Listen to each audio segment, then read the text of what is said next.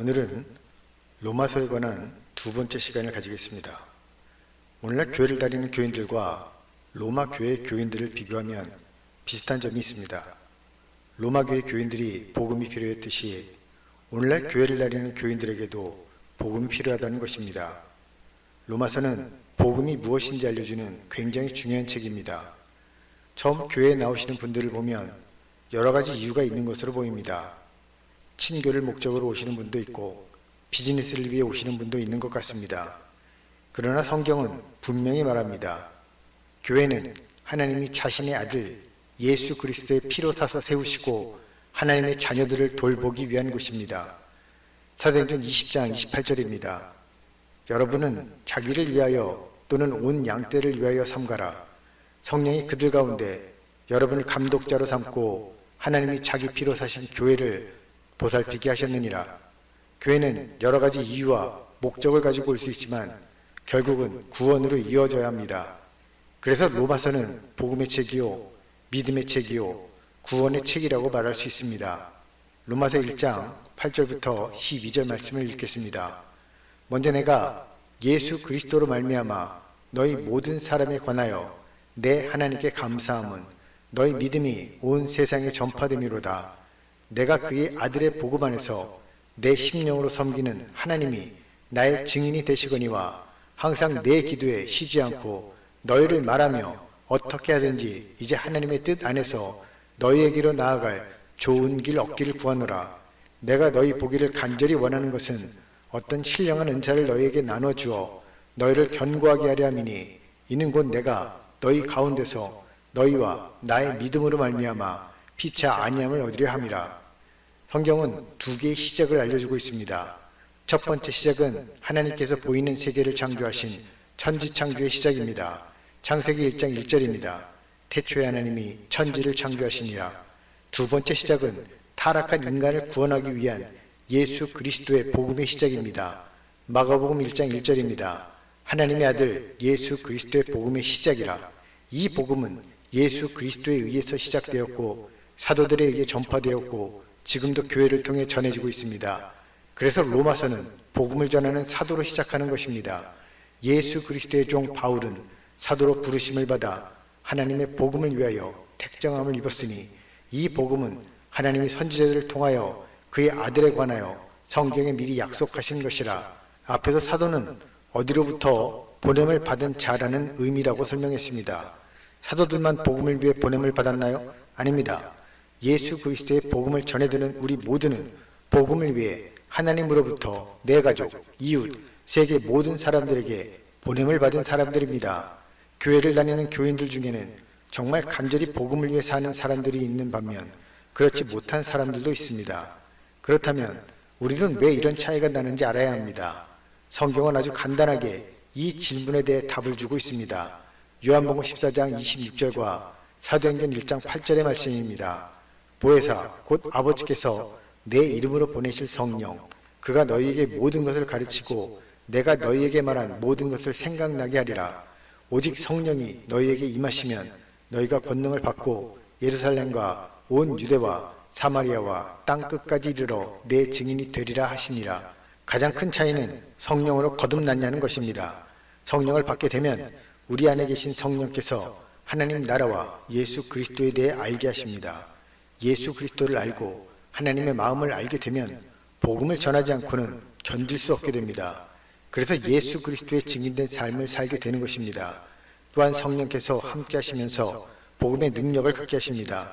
만약 신약 생활을 하면서 단 한 번도 예수 그리스도의 복음을 전하고 싶은 간절한 마음이 없었다면 과연 자신이 성령을 받았는지 의심해 봐야 합니다. 우리의 구원과 복음의 증인된 삶을 살게 하시려고 성령이 오셨기 때문입니다. 분명한 것은 예수 그리스도의 복음 안에는 성령의 거듭남이 포함되어 있다는 것입니다. 어떤 사람은 물세례만 받으면 구원을 받을 수 있다고 가르칩니다. 그러나 예수님은 직접 물세례를 베푸신 적이 없습니다. 요한복음 4장 2절입니다. 예수께서 친히 세례를 베푸신 것이 아니요 제자들이 베푼 것이라. 또 어떤 목사님은 성령의 거듭남이 없어도 구원을 받을 수 있다고 하는데 예수님은 그런 말씀을 하신 적이 없습니다. 예수님은 분명히 말씀하셨습니다. 예수께서 대답하시되 진실로 진실로 내게 이르노니 사람이 물과 성령으로 나지 아니하면 하나님의 나라에 들어갈 수 없느니라. 여기서 물은 성령의 기능 중 죄 씻음과 영원히 목마르지 않는 생수 곧 생명을 의미하는 것입니다. 하나님의 나라는 다른 어떤 방법으로도 갈 수 없습니다. 오직 성령으로 거듭난 사람만 하나님의 나라에 들어갈 수 있습니다. 예수님의 말씀은 진리입니다. 진리는 말씀하신 그대로 받아들이고 전해야 합니다. 만일 인간이 진리인 예수님의 말씀을 더하거나 뺀다면 그것은 더 이상 진리가 될 수 없습니다. 예수님의 말씀을 말씀 그대로 전하지 않는 사람을 성경은 거짓 선지자라고 하는 것입니다. 성령의 거듭남이 없는 구원이란 있을 수 없습니다. 그래서 사도 바울은 로마서 1장에서 성령의 거듭남이 있는 믿음을 강조하는 것입니다. 사도 바울이 너희 믿음이 온 세상에 전파되리라라는 말씀을 한 것으로 보아 분명히 로마 교회 교인들은 칭찬받을 만한 믿음의 소유자들이었을 것입니다. 그러나 그럼에도 불구하고 사도 바울은 로마에 있는 교인들에게 어떤 신령한 은사를 나누어 주기를 원했습니다. 그래서 이 신령한 은사를 통해 로마의 교인들이 더욱 견고하게 되기를 원했습니다. 이 신령한 은사는 믿음을 견고하게 해줄 뿐 아니라 믿는 사람들 사이에 위로와 격려를 얻게 만드는 힘이 있는 것입니다. 사도 바울은 이 신령한 은사를 복음이라고 설명하고 있습니다. 로마서 1장 13절부터 15절의 말씀을 읽겠습니다. 형제들아, 내가 여러 번 너희에게 가고자 하는 것을 너희가 모르기를 원하지 아니하노니 이는 너희 중에서도 다른 이방인 중에서와 같이 열매를 맺게 하려 함이로되 지금까지 길이 막혔도다. 헬라인이나 야만인이나 지혜 있는 자나 어리석은 자에게 다 내가 빚진 자라. 그러므로 나는 할 수 있는 대로 로마에 있는 너희에게도 복음 전하기를 원하노라. 사도 바울은 자신이 아직 복음을 전하지 못한 모든 사람들에게 빚을 졌다고 표현하고 있습니다. 이 말의 뜻은 복음 증거를 위해 하나님께로부터 보냄을 받았기 때문에 아직 복음을 증거하지 못한 모든 사람들에게 빚을 졌다는 의미입니다. 사도 바울이 빚진 자라면 우리 역시 빚진 자가 되는 것입니다. 하나님께서는 우리의 가족과 이웃을 위해 복음을 증거할 사람으로 우리를 예정하셨는데 아직 전하지 못했다면 우리는 복음의 빚진 자가 되는 것입니다. 우리 모두 하루속히 내 형제와 이웃에게 예수 그리스도의 복음을 전해서 이 빚에서 벗어나기를 소원합니다. 우리가 하나하나 이 빚에서 벗어날 때 하늘의 기쁨과 행복을 누리게 될 것을 확신합니다.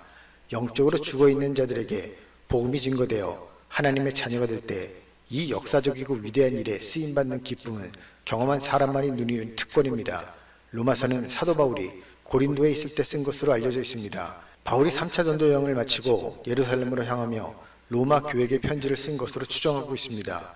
사도 바울은 3차에 걸친 전도 여행을 하며 여러 번 로마에 가려고 했다고 밝히고 있습니다. 그리고 그 꿈은 마침내 이루어져 가이사에게 상소한 후 죄수의 몸으로 로마로 압송되어 가게 됩니다. 성경은 하나님께서 사도 바울을 죄인의 몸으로 로마에 보내신 특별한 이유가 있다고 기록하고 있습니다. 사도행전 23장 12절부터 13절입니다. 날이 새매 유대인들이 당을 지어 맹세하되 바울을 죽이기 전에는 먹지도 아니하고 마시지도 아니하겠다 하고 이같이 동맹한 자가 40여 명이더라. 사도 바울을 죽이기로 결단한 유대인이 40여 명이나 있었다는 것입니다.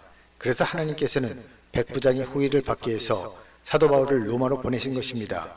우리는 믿음 생활을 하며 항상 좋은 것을 바라고 소원합니다.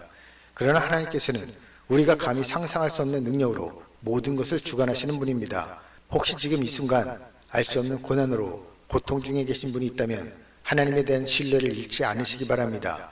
고통의 시간이 끝나고 나면 그때야 비로소 우리는 하나님께서 왜 그렇게 하셨는지 알게 될 것입니다. 고난 중에서도 함께 하시며 우리의 일거수일투족을 보고 듣고 어루만지셨던 하나님 아버지를 만나게 될 것입니다. 그래서 더욱 큰 은사인 사랑에 관한 내용에 참음이 있는 것입니다. 고린도전서 13장 7절입니다. 모든 것을 참으며 모든 것을 믿으며 모든 것을 바라며 모든 것을 견디느니라. 인간의 능력으로 할 수 없는 일을 성령이 함께 하시며 고난과 환난을 이길 수 있는 능력과 힘을 주시는 것입니다. 사도 바울은 이 성령의 능력을 로마 교회 교인들이 얻기 원했습니다. 하나님께서는 지금 우리에게도 이 능력을 주기 원하십니다. 정확히 언제가 될지 모르지만 로마 교회 교인들이 당해야 했던 박해를 앞으로 우리도 겪어야 할 때가 올 것입니다. 앞으로 있게 될 순교의 시대에서 승리하는 방법은 오직 복음으로 성령의 능력을 갖추는 것뿐입니다. 그래서 현재를 살고 있는 우리 역시 예수 그리스도의 복음을 듣고 성령의 능력을 받아야만 합니다. 사도 바울은 로마 교회가 성령의 능력을 받아 성령 안에서 바울과 서로 위로하고 격려받기를 원했습니다. 오늘날도 마찬가지입니다. 교회를 다닌다고 하지만 여전히 세상 욕망으로 자신의 욕심을 채우려는 교인과 성령의 능력으로 하나님 나라의 일을 추구하는 성도가 어떻게 서로 위로하고 격려를 나눌 수 있겠습니까? 그래서 예수 그리스도의 피로 세워진 교회는 주님이 가르쳐 주신 대로 성령으로 거듭나기 위해 기도와 말씀과 예배에 충실해야 합니다. 성령으로 거듭난 성도이어야만 하나님 나라의 가치관으로 하나가 되어 서로 사랑하며 격려하며 위로를 나눌 수 있는 것입니다. 다음 말씀으로 넘어가겠습니다. 로마서 1장 16절부터 17절입니다. 내가 복음을 부끄러워하지 아니하노니 이 복음은 모든 믿는 자에게 구원을 주시는 하나님의 능력이 됨이라.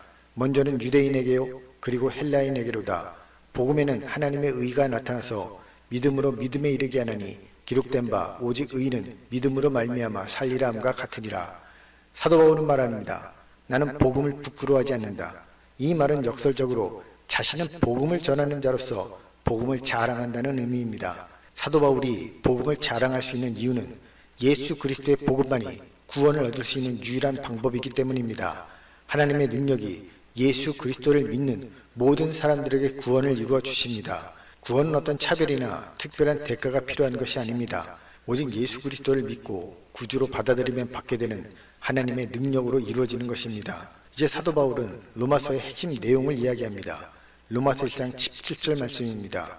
복음에는 하나님의 의가 나타나서 믿음으로 믿음에 이르게 하나니 기록된 바 오직 의인은 믿음으로 말미암아 살리라 함과 같으니라. 여기서 의인은 예수 그리스도 안에 있게 된 성령으로 거듭난 사람을 의미하는 것입니다. 단순히 교회를 다니고 예배에 참석하는 사람을 의인이라고 하지 않습니다.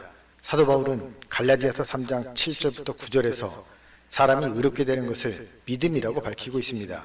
그런즉 믿음으로 말미암은 자들은 아브라함의 자손인 줄 알지어다.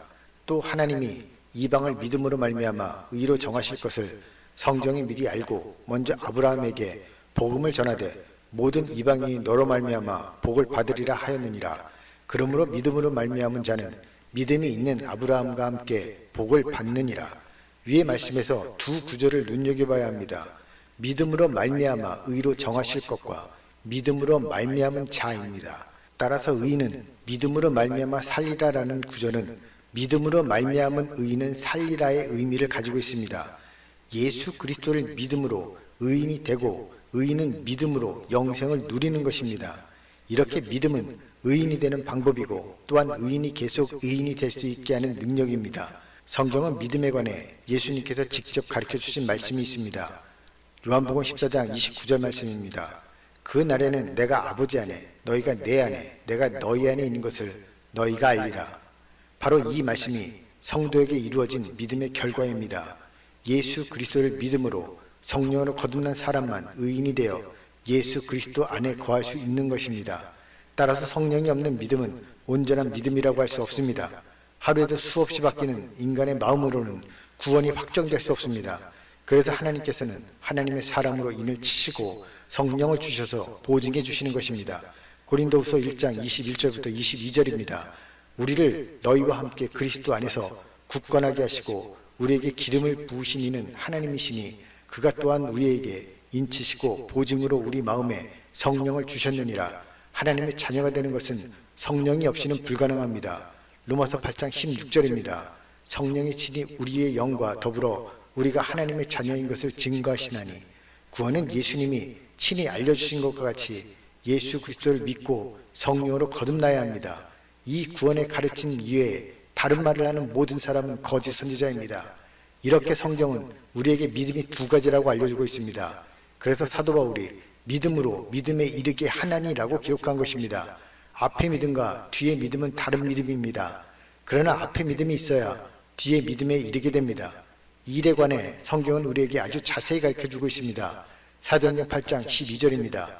빌립이 하나님 나라와 및 예수 그리스도의 이름에 관하여 전도함을 그들이 믿고 남녀가 다 세례를 받으니 빌립이 사마리아에서 전도할 때 사마리아 사람들이 예수 그리스도를 믿고 세례를 받게 됩니다.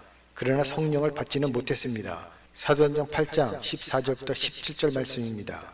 예루살렘에 있는 사도들이 사마리아도 하나님의 말씀을 받았다함을 듣고 베드로와 요한을 보내매 그들이 내려가서 그들을 위하여 성령 받기를 기도하니 이는 아직 한 사람에게도 성령 내리신 일이 없고 오직 주 예수의 이름으로 세례만 받을 뿐이더라.